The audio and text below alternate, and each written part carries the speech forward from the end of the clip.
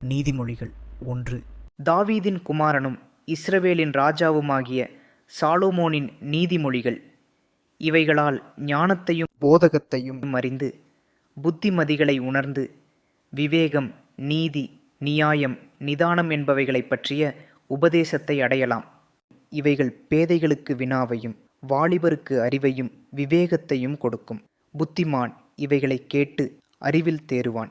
விவேகி நல்லாலோசனைகளை அடைந்து நீதிமொழியையும் அதன் அர்த்தத்தையும் ஞானிகளின் வாக்கியங்களையும் அவர்கள் உரைத்த புதைப்பொருள்களையும் அறிந்து கொள்வான். கர்த்தருக்கு பயப்படுதலே ஞானத்தின் ஆரம்பம். மூடர் ஞானத்தையும் போதகத்தையும் அசட்டை பண்ணுகிறார்கள். என் மகனே, உன் தகப்பன் புத்தியை கேள், உன் தாயின் போதகத்தை தள்ளாதே. அவைகள் உன் சிரசுக்கு அலங்காரமான முடியும், உன் கழுத்துக்குச் சரப்பணியுமாயிருக்கும். என் மகனே, பாவிகள் உனக்கு நயங்காட்டினாலும் நீ சம்மதியாதே. எங்களோடேவா இரத்தஞ்சிந்தும்படி நாம் பதிவிருந்து குற்றமற்றிருக்கிறவர்களை முகாந்தரமின்றி பிடிக்கும்படி ஒளித்திருப்போம். பாதாளம் விழுங்குவது போல் நாம் அவர்களை உயிரோடு விழுங்குவோம். குழியில் இறங்குகிறவர்கள் விழுங்கப்படுவது போல் அவர்களை முழுமையும் விழுங்குவோம். விலையுயர்ந்த சகலவித பொருள்களையும் கண்டடைவோம். கொள்ளைப் பொருளினால் நம்முடைய வீடுகளை நிரப்புவோம். எங்களோடே பங்காளியாயிரு, நம்மெல்லாருக்கும் ஒரே பை இருக்கும் என்று அவர்கள் சொல்வார்களாகில், என் மகனே, நீ அவர்களோடே வழி நடவாமல் உன் காலை அவர்கள் பாதைக்கு விலக்குவாயாக.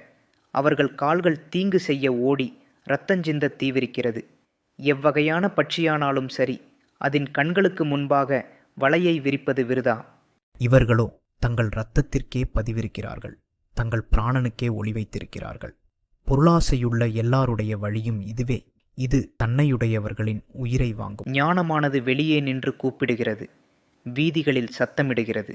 அது சந்தடியுள்ள தெருக்களின் சந்திலும் ஒளி முகவாசலிலும் நின்று கூப்பிட்டு பட்டணத்தில் தன் வார்த்தைகளை வசனித்துச் சொல்லுகிறது. பேதைகளே, நீங்கள் பேதைமையை விரும்புவதும், நிந்தனைக்காரரே, நீங்கள் நிந்தனையில் பிரியப்படுவதும், மதியீனரே, நீங்கள் ஞானத்தை வெறுப்பதும் எதுவரைக்கும் இருக்கும்? என் கடிந்து கொள்ளுதலுக்கு திரும்புங்கள். இதோ, என் ஆவியை உங்களுக்கு அருளுவேன், என் வார்த்தைகளை உங்களுக்கு தெரிவிப்பேன். நான் கூப்பிட்டும் நீங்கள் கேட்க மாட்டோம் என்கிறீர்கள். நான் என் கையை நீட்டியும் கவனிக்கிறவன் ஒருவனுமில்லை. என் ஆலோசனையை எல்லாம் நீங்கள் தள்ளி என் கடிந்து கொள்ளுதலை வெறுத்தீர்கள். ஆகையால் நானும் உங்கள் ஆபத்து காலத்தில் நகைத்து, நீங்கள் பயப்படுங்காரியம் வரும்போது ஆகடியம் பண்ணுவேன். நீங்கள் பயப்படுங்காரியம் புசல் போல் வரும்போதும், ஆபத்து சூறாவளி போல் உங்களுக்கு நேரிடும் போதும், நெருக்கமும் இடுக்கணும் உங்கள் மேல் வரும்போதும் ஆகடியம் பண்ணுவேன். அப்பொழுது அவர்கள் என்னை நோக்கி கூப்பிடுவார்கள், நான் மறு உத்தரவு கொடுக்க மாட்டேன்.